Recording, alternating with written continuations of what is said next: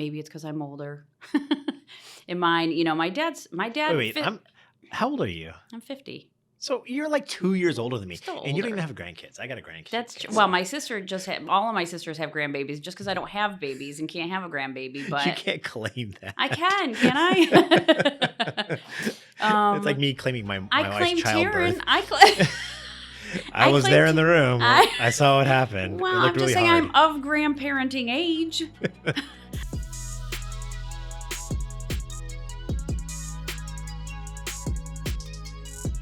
Hi, this is Shannon Aylesworth, founder and CEO of Ursamin. Welcome to Unlimited Access, where we talk about all things medical, and I don't know what else I was going to say there. Hi. And my name is Levi, and normally I'm on that side of the camera, but today The tables have turned. the turntables according to Michael Scott. The tables have turned. So Levi's allowed me to do the questioning today, put him in the hot seat. And what we want to talk about today is we did a bunch of customer discovery surveys of caregivers. And what we found when we did a deep analysis of the data is that the people who may resonate the most with what we're building right now from a records perspective are men, which was really interesting because as we've talked about in the past, 75% of the caregivers typically are women. But when you look at primary and secondary, everybody plays a role. So we talked about my family and how I played the records person because I'm technical and my sister's the nurses. So we all kind of played as a team. I did it. As a team, we all played our role. So it was really enlightening to hear that guys' particular angle was, here's records, some other things that they wanted to do, maybe less nurturing things because guys traditionally are not that. So the goal today will be just talk about what you would want to see. What role do you play as a caregiver in your family? Do you consider yourself a caregiver? Let's start with tell me a little bit about your family structure. Okay, so my family structure. I'm happily married. I want to say 25 years. I wasn't sure if that grimace was not really. I'm very happily married.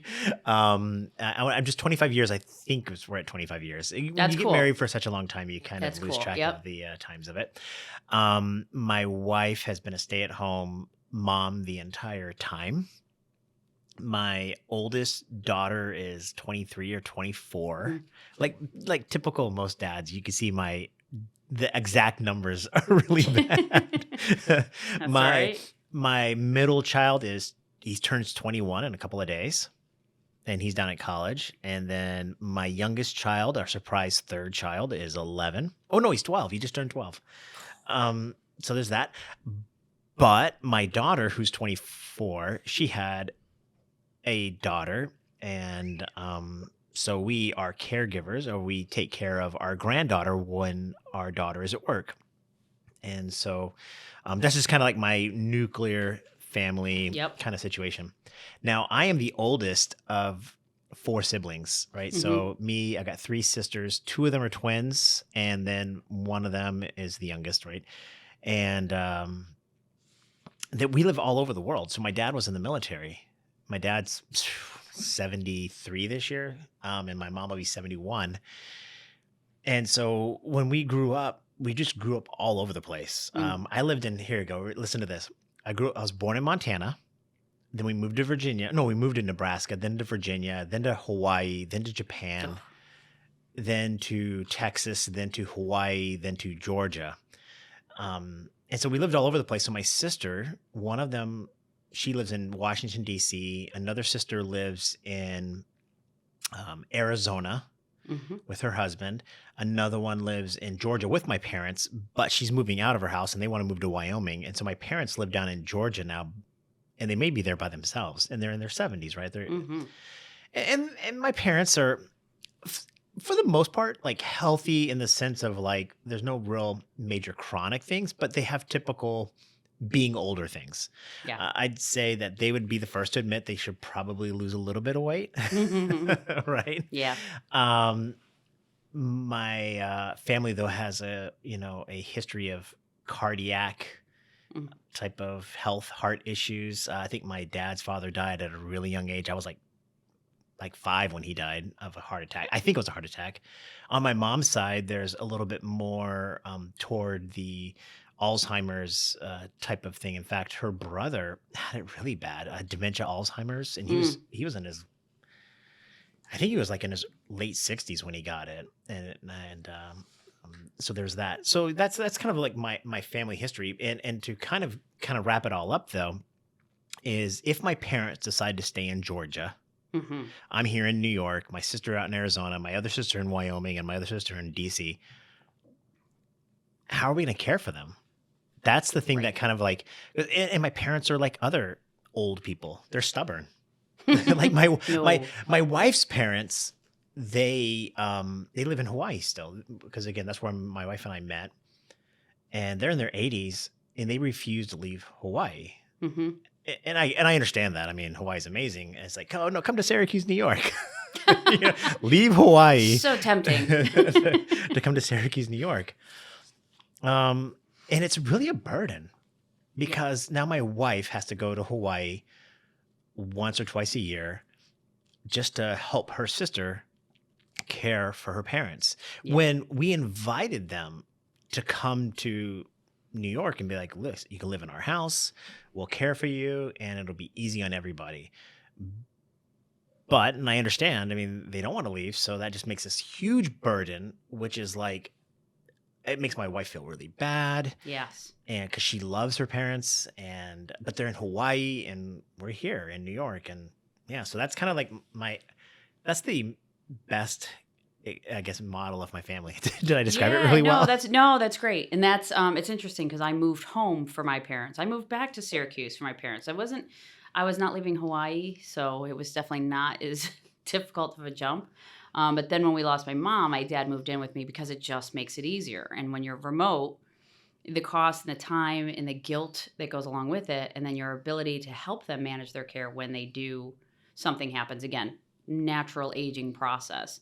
So it's interesting that, they're going to be by themselves, and how do you get care in this shortage? Like there's no space in nursing homes. There's no assisted living. You can't say as a remote caregiver, well, we'll just sign them up and put them here. Not only is that a loss of their dignity and their freedom, but it's also not a guarantee that it's going to keep them healthy. You actually see health declines when people go into assisted living, Right. if they're not set up for it.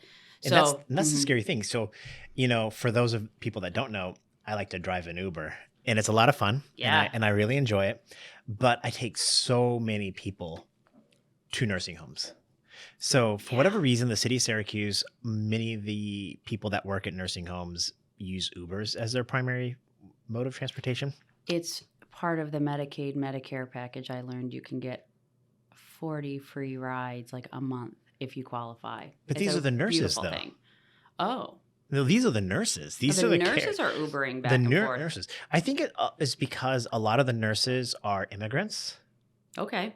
So they catch Ubers all the time.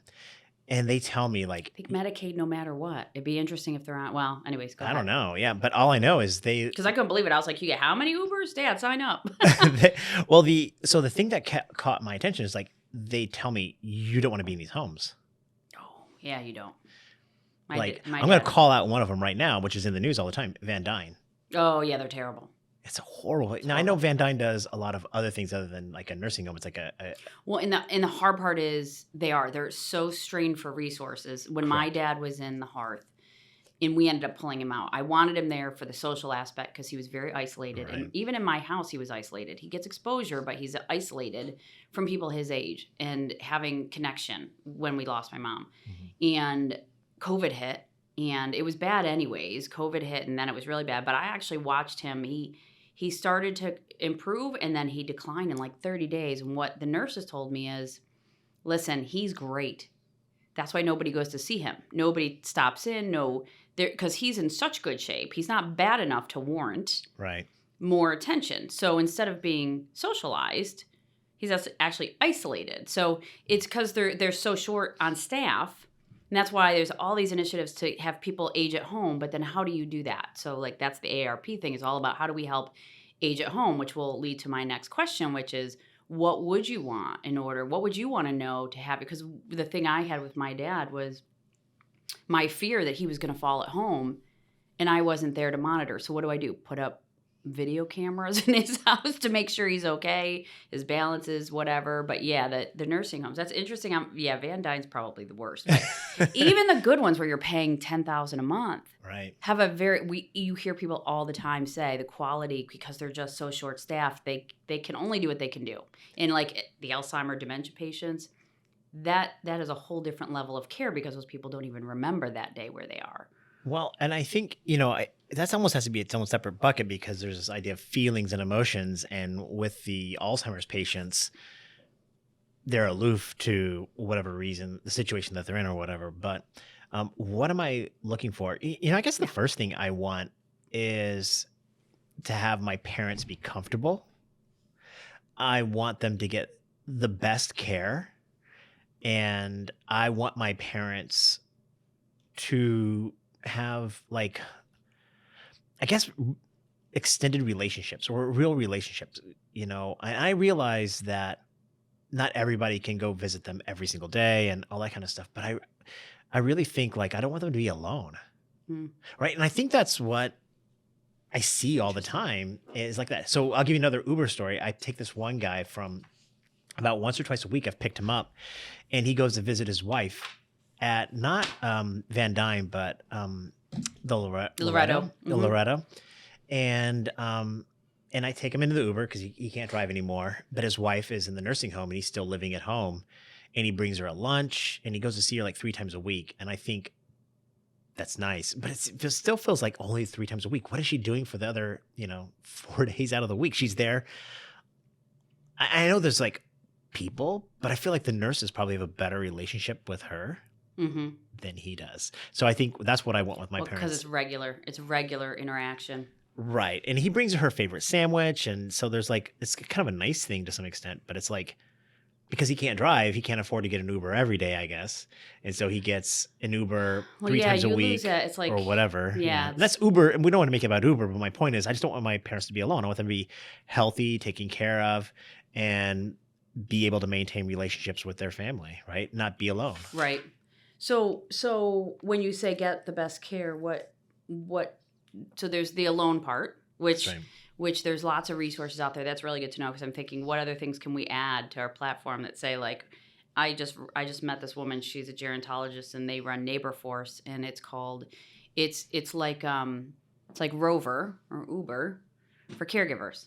So there's actually a lot of people who are in their 60s and retired and mobile who are looking to pick up some extra cash, love caregiving, and you can actually pay them to go keep your parent company. So to your point, it might be like every 3 days that dad's not there, I was the same way. I was like, somebody just stop in. We got 6 kids, everybody stop in. And they're like, what do I say? I'm like, I don't know, bring him a sandwich. It doesn't matter, right? Just somebody stopping in to get that social connection. I saw some other platforms that were like iPads that you could give, but that's not personal one-on-one connection. That's, you get to, we all know how to FaceTime each other and say hi, and that's not really emotional, or physical touch has a big thing to do with it as well. But from a care perspective, how do you manage that? How would you want to measure that? How would you? Well, what would you need? Reports? Yeah, I want to know data. I want to know, how often are they alone? How often does a nurse or a staff person or whatever come and visit them? And then, yeah, how often, maybe not, I guess you said stats, so I started thinking about data, but like, how long can I keep them in my house? You know what I mean? Like, how long can I live with them? Like, your situation you have with your dad is the situation that I would prefer. I know it's hard.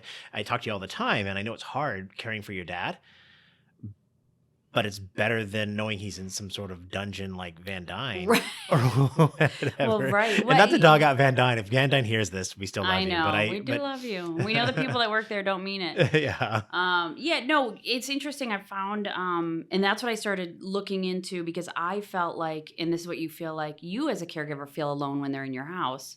Right. Because now you're doing things like, I don't want to say you're fortunate, but your parents are still pretty healthy. Right. Maybe it's because I'm older. And mine, my dad. Wait, how old are you? I'm 50.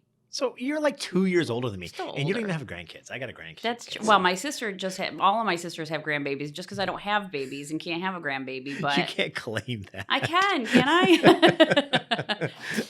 It's like me claiming my I wife's claim childbirth. Taryn. I I was claim there in the room. I I saw what happened. well, It I'm looked just really saying hard. I'm of grandparenting age. I get Taryn. Okay. So, anyways, in all seriousness, you get tired, you get alone. So, is a remote caregiver. What's interesting is you want updates. There's nobody local. Like my brother's remote, and he's like, "Well, how can I help?" And I'm like, "Listen, I'm exhausted."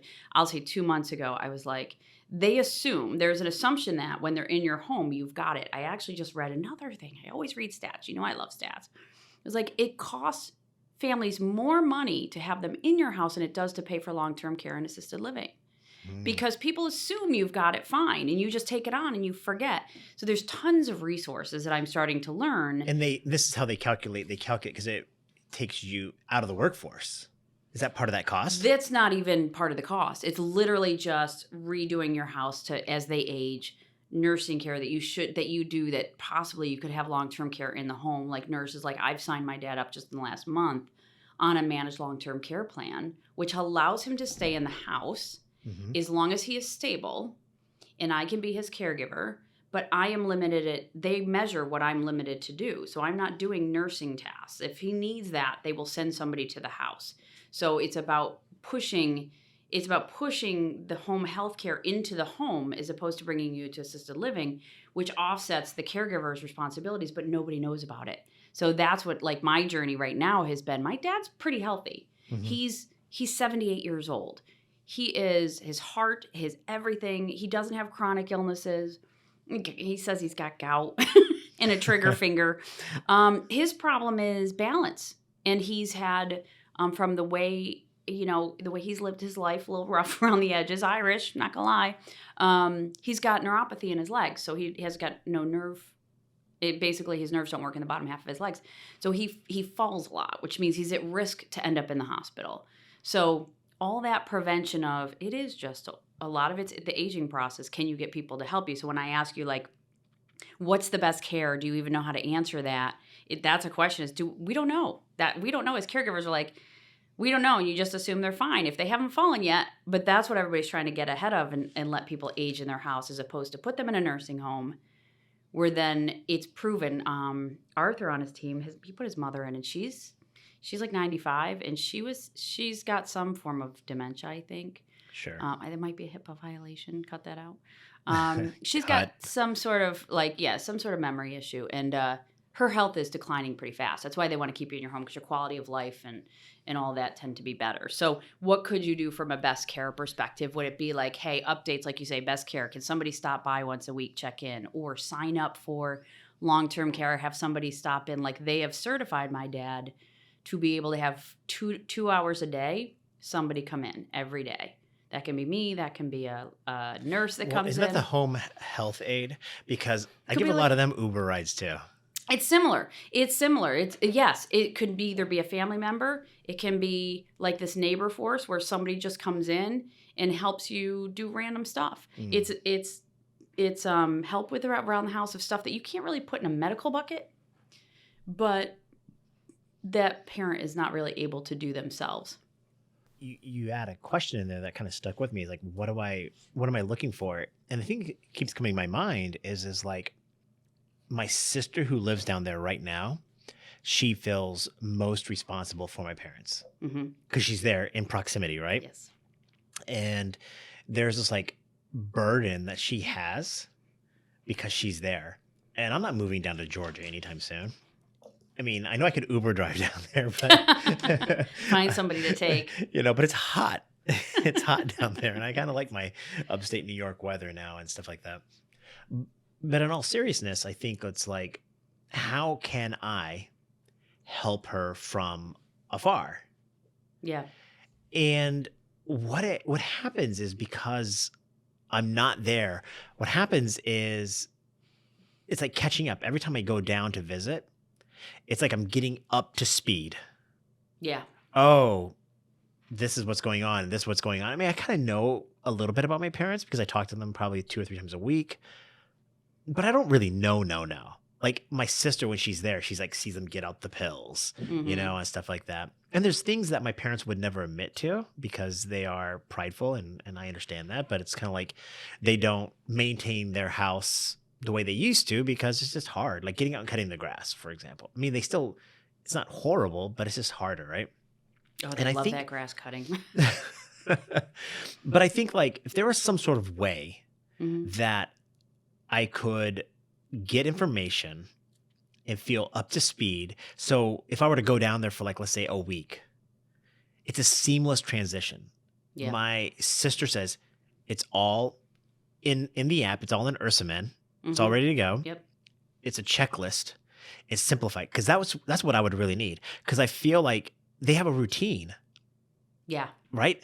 And if I go down there and I arrogantly as the middle-aged guy, oh, we're gonna solve this, but they already have a routine. They're already set in their ways, Yes. and I would just want it to be a simple like, this is your week to be with mom and dad for whatever reason, and they're not at this age now, but I imagine like in 10 years maybe this is how it goes. Hmm. I could see it 20 years ago, my sister handwriting all the notes, right? Here, it's like she leaves it on the Like a fridge. chore list, man. It's a Yeah. chore list. She leaves that chore list on the fridge. And like, okay, so on Mondays at 8 a.m., mom's got to go to yoga or whatever, right? Yep. But if it's all in an app, then it's like, it's seamless. And then the week following, maybe my other sister from Arizona comes into town and it's easy for her to do that. And then yada, yada, yada, yada, right? Does that make Yeah. sense? Yeah. No, that totally. I'm like thinking chore list, routine. A lot of times the parents like to have their privacy as well. They don't want everybody monitoring and they don't want it to feel like a chore. Yeah. So what might be interesting, I'm thinking also, so yeah, so that's the goal is everybody can kind of see what's going on. They can jump in seamlessly without changing up the routine, without having to do this big, long, drawn out list.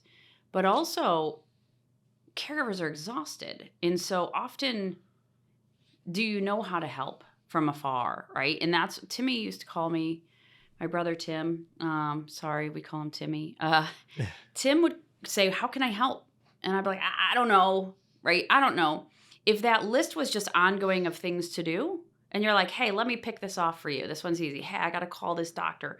Hey, I've got to, listen, right now I have to, these are such little things that honestly, I was saying today to, I don't know who I was saying it to. I was like, caregivers is a business. They look at it as consumers, direct to Right. consumers, but you are running a business. Hey, today I have to call up and get dad's prescriptions resubmitted to a home health care group because then it will be cheaper for him. So now I've got to collect all of his medications, move them over. It's mindless stuff. But I don't have time because I have 15 other things I got to do. I'm trying to run a business. As you know, I rover, love dogs. Anybody wants a rover person?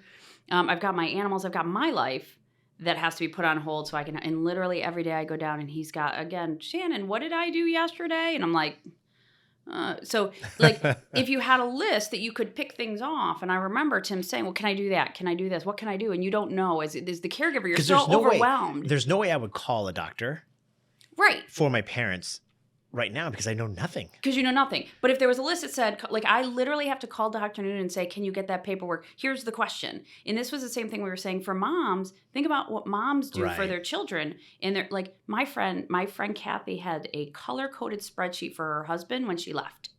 Do this here, do that. It's the same idea, Right. That's exactly. but on an app. And that, to me, that like you don't realize, especially as a kid, you just don't realize until you are literally burned out.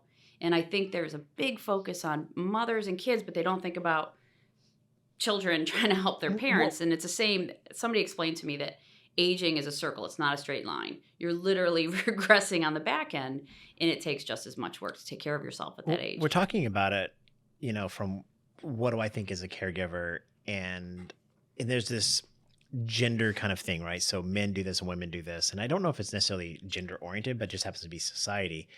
I'm in my prime earning years, right? Yeah. It's when I make the most amount of money between the ages of 35 and 55 or something like that. Yep. So the idea that I can stop Unless you're running a business. unless you're out fundraising you're for a Shannon. business. But the idea is like I can't stop. But it makes it seem like I'm inconsiderate, Correct. right? That is correct. And I am considerate, but I have to juxtapose everything. I have a child in my house that's 12 that needs me to, and then I've got to save for my own retirement Right. and prepare for my grandchildren and et cetera, et cetera. And I think the hard thing is like if you're an earner, let's forget the male female role for a second. If you're Correct. an earner, I just need it simplified for me. And so when I can do something, I can. Like it's easy Yeah. for me to do it. It's because otherwise it's too hard. And you know what? It's a good For me point. personally, I just get scared. Mm. I get scared. I'm like, nobody wants to see their parents being frail, Yes, that's fair. right? Because they were your heroes and they still are, right? And stuff like that. So you don't want to see them frail. And then it's like, I feel inadequate, right? When it's time to do something. Yeah. And because my mind is elsewhere, right? Earning and all this other kind of stuff, it's easier for me just to kind of like avoid it. Yes. Right. That's fair. Where if it was like a checklist or something simplified for me, then I can just do it. And so we were going back to those gender roles, and it makes it seem like men don't care. But I think it's like that men or earners in this scenario, because it could be women, are just, it's overwhelming. And so I get scared. I don't want to make inadequate. And then, and there's a part of me that's kind of like, you ever read that book, Men Are From Mars, Women Are From Venus? Yeah. Well, And no. men are problem solvers. Well, what's the problem? Oh, mom needs to take a pill every day at 10. Yeah, but if she took it at 9:30, I get, the whole line of whatever, right? Yeah. But if I just see a checklist on the fridge might be doable, but a checklist in the app seems much more official. And then it's like all of us are signing off on it. So it's like we're part of it. And so now we're engaged. Yeah. And so I don't have to start from zero. I can start from Well, and you'd the have middle doctor and- input in it. I think that's the Right. other thing. I think that's really insightful, which is you get afraid and nervous. And what if I make the wrong decision? I had nurses to say to me, Right. Shannon, it's okay if you mess up. Let me tell you all the times I messed up. Because you're talking about health, right? So it's people's health. There's the, women have led, like we say, earners. My friend, Lori, who will do the testimonial on, has 3 kids, her husband and her parents she's taking care of. And she just does it. She's like, go make mistakes if you got to make mistakes. That's what she does because she's Right. got to juggle it. Because, it's what she's good at. She's good at, she called it the command center for her family. But it means she has to try and juggle that on top of everything else. And if you can more evenly distribute things that she doesn't need to be doing Right. and simplify the decision-making process that you have to go through, like you say, if it's and the doctor's involved, I have to tell the doctor to tell my dad to do stuff. Do you think I can tell my dad what to do? Right. No, I have to go to Dr. Noonan and go, so Dad, or Dr. Noonan, should he be allowed to drive? And Dr. Noonan goes, no, you should not be driving. So you also have some of that, like you say, as a child, Yeah. you see your parent frail, you see them sick, and then you're terrified that you're going to make a bad decision for their health. And are you acting on behalf of your own fear or what's best for them and letting them make those decisions? So to me, that collaboration, we call it collaboration tools. I'm trying to evolve how we say that, which is how do you have everybody involved still have the dignity of the parent getting to make their own decisions, the providers and the doctors and the nurses involved in saying, hey, let's coach you in this direction, Right. and then removing the uncertainty that we have that we're doing the right thing or that we're going to make and it is easier to walk away. Trust me, I have 5 siblings. Right. And they don't jump in. They say, what do you need? Right. And if I had something where I could go, listen, you're assigned to this task. Who did this? Think about it, kids. I would be like, just Venmo me money. Yeah. Trust me, I do have a brother that does that. But it's like, it's like the chore list, and everybody gets mad. I got to do it. And I said to Christy, my other sister, I say a lot of names right now. I feel like I'm violating stuff. I said, well, do you want to drive him back and forth to appointment? Well, no, nobody can do that. We're talking about it from a parent standpoint, because I think that's the immediate fear area that I have. Yep. But in my household, I'm almost inadequate and incapable or incapable and not even allowed You're non-participating. not to help my kids. Yeah, I could see that because you said your wife is home, so she's got control of it. She's got control over everything. And, I think I told you, my wife goes to Hawaii to take care of her parents. And it's not uncommon for her to go for like a month.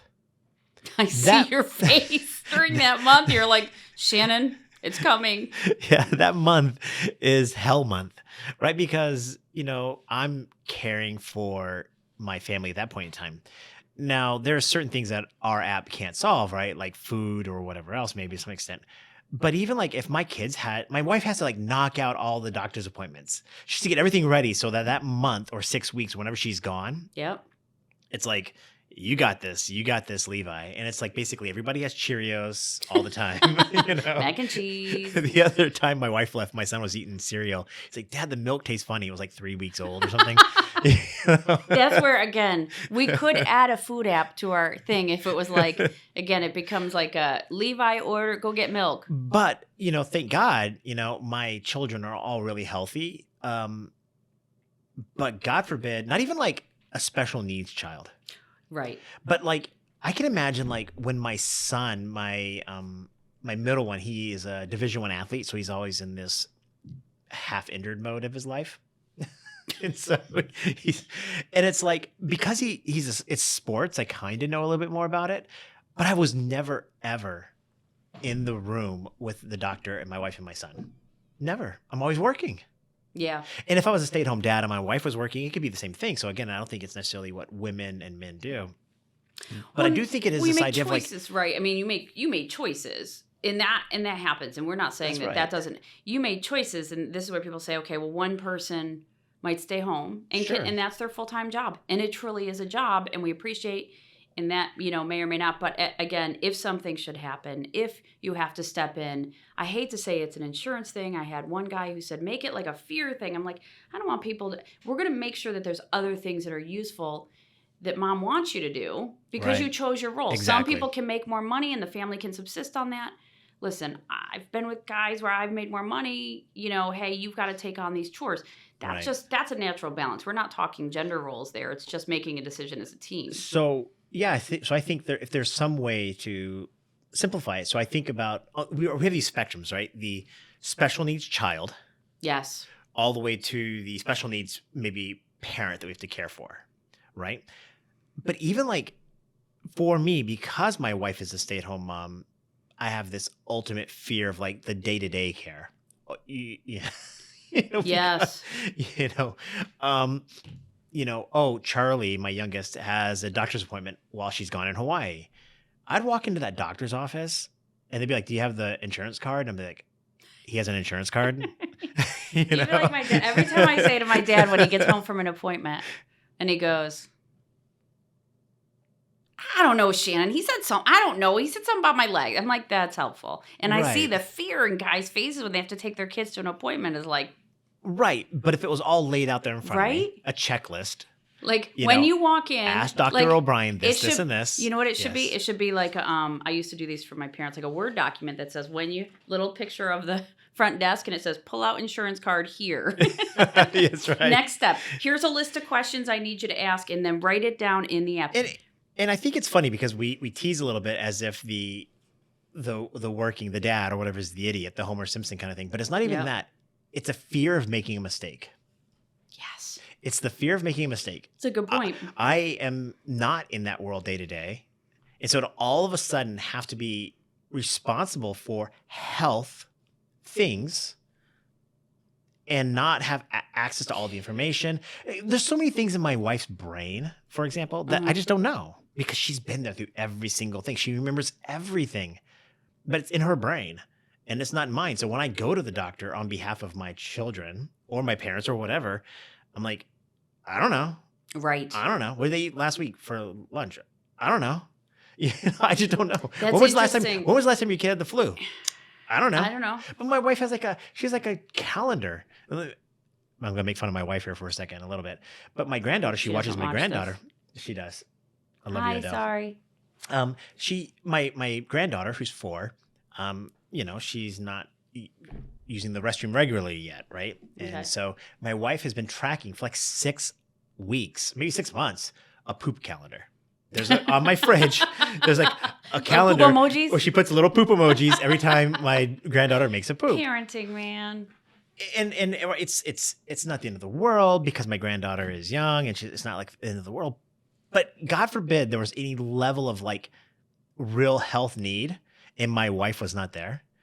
I wouldn't know what does your granddaughter eat every morning? I don't know.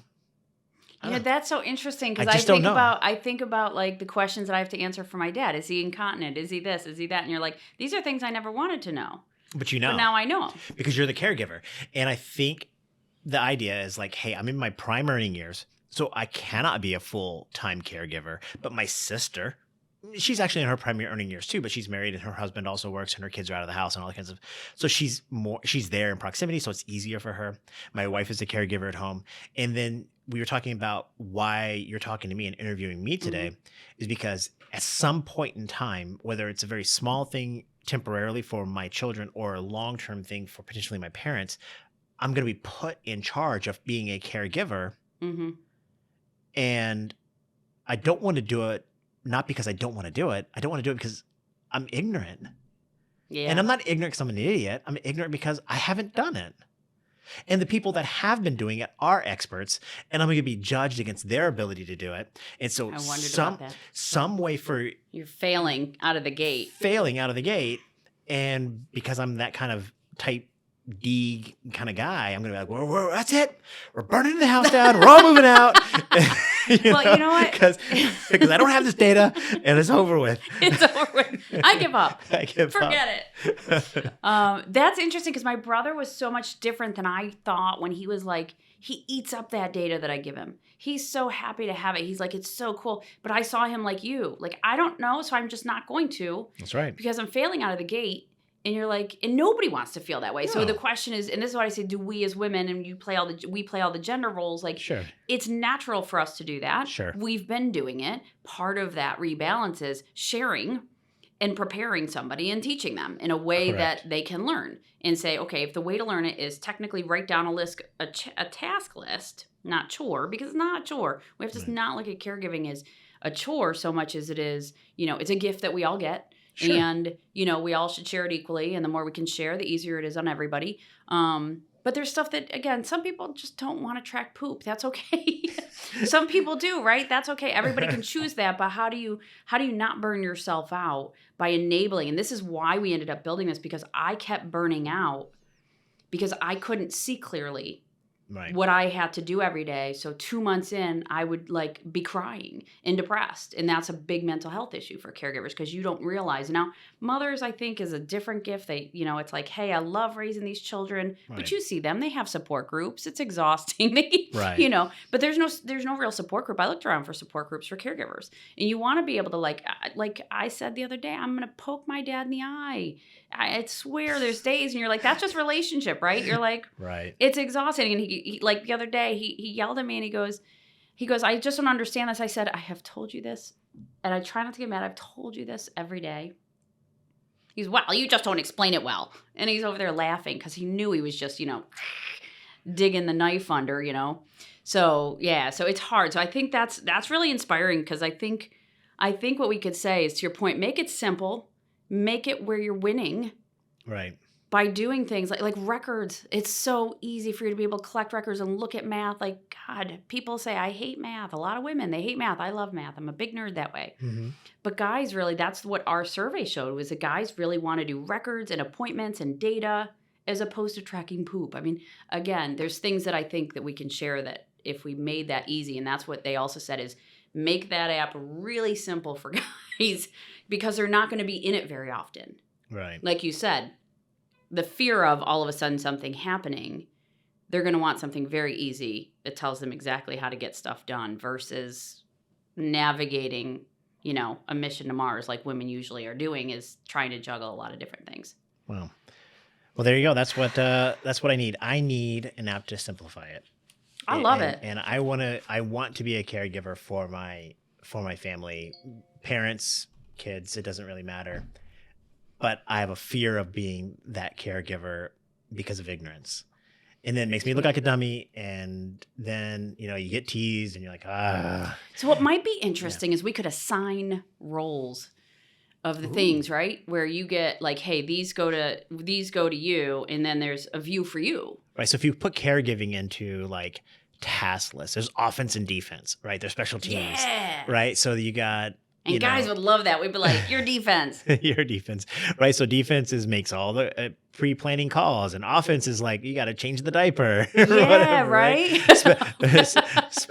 What is special teams? I don't know. What color is that? What color is that? Yeah. It's green. I don't know. We'll have to look at the roles and be like, okay, you're going to be tight end.